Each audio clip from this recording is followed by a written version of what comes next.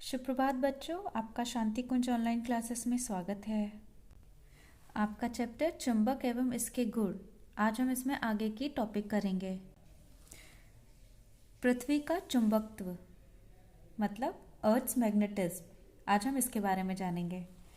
पृथ्वी अपने ध्रुवों के साथ स्वयं एक बहुत बड़े चुंबक की भांति है। हम दूसरे शब्दों में कह सकते हैं कि हमारी जो पृथ्वी है ना, वो एक चुंबक की तरह काम करती है। इस काल्पनिक चुंबक का दक्षिणी ध्रुव भौगोलिक उत्तर दिशा में तथा उत्तरी ध्रुव भौगोलिक दक्षिण दिशा में स्थित है। इस चित्र में आप देखें, इसमें पृथ्वी का चुंबकीय क्षेत्र बताया गया है। पृथ्वी जो है हमारी, इसमें जो दक्षिणी ध्रुव है, चुंबकीय दक्षिणी ध्रुव है, वो कहाँ पे स्थित है?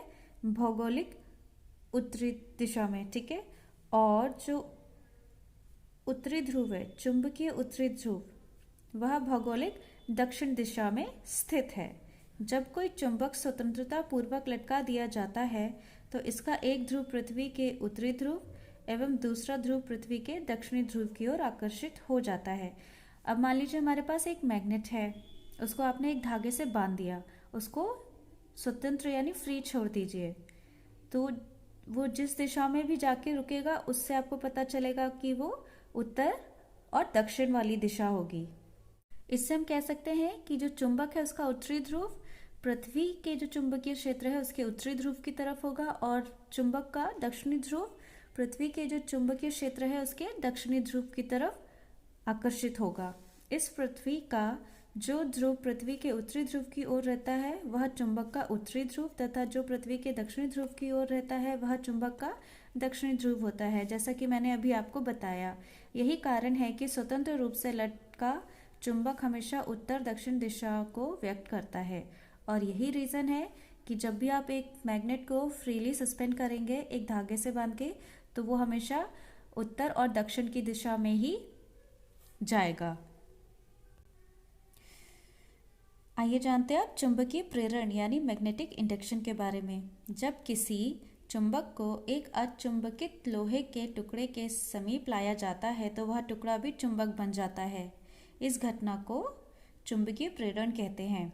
मान लीजिए आपके पास एक मैग्नेट है और दूसरा हमारे पास नॉन मैग्नेटिक सब्सटेंस है, यानी ऐसी वस्तु जिसमें चुंबक ना हो, है ना। तो जब हम चुंबक को ऐसी वस्तु के पास ले जाते हैं तब क्या पाते हैं, उसमें चुंबक की कुछ क्वालिटीज या पावर आ जाती है।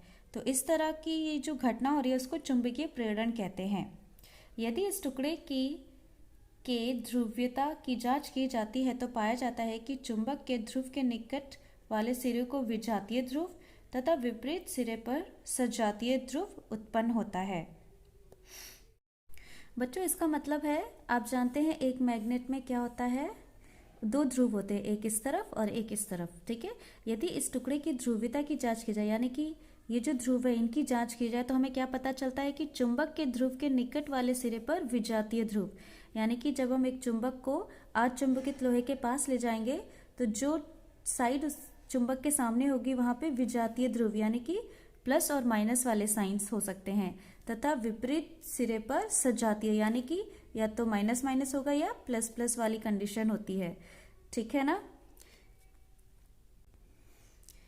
इस प्रकार यदि चुंबक के दक्षिण ध्रुव को लोहे के टुकड़े के पास ले जाते हैं तो लोहे के नजदीक वाले सिरे पर उत्तरी ध्रुव एवं दूसरे वाले सिरे पर दक्षिणी ध्रुव उत्पन्न हो जाता है। अतः लोह पदार्थ का चुंबक की ओर आकर्षित होने का कारण चुंबकीय प्रेरण ही है, क्योंकि विजातीय ध्रुवों में आकर्षण होता है। इस पैराग्राफ का मतलब है कि जब एक अचुंबकित लोहा, है ना, कोई भी आप लोहे की वस्तु ले लीजिए, उसको जब आप मैग्नेट के पास ले जाएंगे तो मैग्नेट पे अगर पॉजिटिव साइन है तो जो लोहा होगा उस पर नेगेटिव साइन होगा, और इस वजह से यानी विजातीय ध्रुव होंगे, तो इस वजह से ये एक दूसरे को आकर्षित कर लेते हैं। और जबकि उसके विपरीत दिशा में दूसरा ध्रुव होगा, मान लीजिए यहाँ प्लस है तो दूसरी तरफ माइनस होगा, ठीक है। या दूसरे शब्दों में कहें तो जो चुंबक है उस पर अगर दक्षिणी ध्रुव है और लोहे के टुकड़े को उसके पास ले जाएंगे तो लोहे के नज़दीक वाला जो सिरा होगा उस पर उत्तरी ध्रुव होगा, और उसके विपरीत दिशा में दक्षिणी ध्रुव उत्पन्न हो जाता है। इस तरह से जो लोह पदार्थ है उसका चुंबक की ओर आकर्षित होना तय हो जाता है, जिसकी वजह से चुंबकीय प्रेरण होता है। और ये इसलिए भी होता है क्योंकि दोनों ध्रुव कैसे हो रहे हैं बेटा, विजातीय हो जाते हैं और इनमें आकर्षण होने लगता है। बच्चों जानते हैं चुंबकीय कंपास कैसे बन सकता है। एक सुई या ब्लेड को लीजिए, आप एक सुई ले लें या फिर ब्लेड ले लें तथा इसके ऊपर किसी चुंबक को रगड़कर इसे चुंबकित कीजिए। यानी आप उसको रगड़ लीजिए, सुई हो चाहे ब्लेड हो, उस पर मैग्नेट को रगड़ दीजिए और उसे मैग्नेटाइज कीजिए। इसे एक फोम काग के टुकड़े में लगा दीजिए, ठीक है, उसमें लगा देना है आपको। एक प्याले में पानी भर लीजिए। अब कोई भी छोटा सा बर्तन उसमें पानी रखिए। अब उसको इसमें तैरने के लिए रख दीजिए। ध्यान रखिए कि सुई पानी को स्पर्श नहीं कर सके। अब पानी के ऊपर सुई है या फिर ब्लेड है, उसको ऐसे रखो कि वो पानी में टच ना हो। इसे एक कंपास के रूप में समझकर इस्तेमाल कीजिए। कैसे? क्योंकि कंपास हमें कौन सी दिशा दिखाता है, उत्तर और दक्षिण की दिशा, ठीक है। उसी तरह से आप जो सुई या फिर ब्लेड यूज करेंगे वो हमें कौन सी दिशा दिखाएगा, उत्तर या दक्षिण की दिशा। बच्चों अब जानते हैं चुंबक का रख रखाव कि मैग्नेट को हम कैसे हैंडल कर सकते हैं। चुंबक को वीडियो या ऑडियो पट्टियों से दूर रखना चाहिए। पट्टी या फीता के ऊपर एक चुंबकीय परत चढ़ी रहती है। जब कोई रिकॉर्डिंग की जाती है तो रिकॉर्डर के अंदर पट्टी पर एक महीन विद्युत चुंबकीय पैटर्न अंकित हो जाता है। यदि किसी चुंबक को पट्टी के निकट लाते हैं तो चुंबकीय पैटर्न की स्थिति बदल जाती है। इसका मतलब है कि रिकॉर्डिंग मिट जाता है और आप उस गाने या सिनेमा का आनंद लेने से वंचित हो जाते हैं। बच्चों इस पैराग्राफ में कहने का मतलब है कि हम जो पहले कैसेट्स वगैरह यूज़ करते थे, आज भी करते हैं, उनमें एक पट्टी या फिर हम फीता लगा होता था और उसके ऊपर एक चुंबकीय परत चढ़ी होती थी। अगर हम इस पट्टी पर या फीता पर किसी मैग्नेट को रख देंगे तो आप देखते हैं कि उसकी जो रिकॉर्डिंग होगी वो नष्ट हो जाएगी और जो ऑडियो या वीडियो था उसमें चाहे आपने गाने रखे हो या सिनेमा हो, कुछ भी हो, वो नष्ट हो जाता है। आगे देखते हैं, किसी चुंबक को कभी भी गिराना, गर्म करना या पीटना नहीं चाहिए। इससे चुंबकत्व नष्ट हो जाता है। यानी कि आप अपने हाथों से गिरा मत दीजिए, उसको गर्म मत कीजिए, है ना, आग के ऊपर रखना, या फिर उसको पीटना नहीं चाहिए, गिराना नहीं चाहिए। इससे क्या होता है, जो चुंबकत्व है वो खत्म हो जाता है।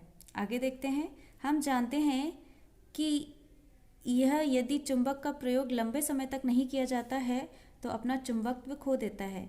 ये भी एक ड्रॉबैक है कि अगर हम चुंबक को लंबे समय तक यूज़ ना करें तो उसमें जो भी उसके चुंबकत्व होते हैं वो खत्म हो जाता है। इस चुंबकीयकरण प्रक्रिया को दूर करने के लिए हम दो खंड चुंबक का एक युग्म बनाकर रखते हैं, ठीक है।